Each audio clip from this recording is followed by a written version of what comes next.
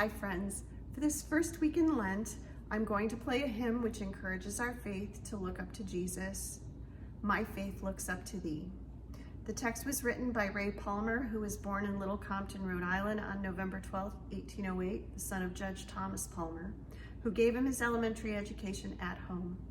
Although a good student, because of family financial difficulties, he was forced at age 13 to discontinue his schooling and take a job for 2 years as a clerk at a dry goods store in Boston, where he was a member of the Park Street Congregational Church. Later, he decided to become a minister, so he continued his education at Phillips Academy in Andover and graduated from Yale in 1830. To make money for the continuation of his ministerial studies, he taught at a private girls' school in New York City associated with St. George's Church. Later in 1830, the 22-year-old Palmer was living with the family of the lady who directed the school and having a very discouraging year because of battling illness and loneliness. One evening during the fall, while studying and translating some German poetry, Palmer penned this poem in a small notebook which he always carried with him for just such purposes. It was never intended for publication, but for private devotion. However, a couple of years later, he made a return visit to Boston and ran into his old friend from Park Street Congregational Church, composer Lowell Mason. Mason was publishing a hymn book and asked Palmer to give him something for it. Palmer pulled out the notebook and showed Mason the verses that he had already set down.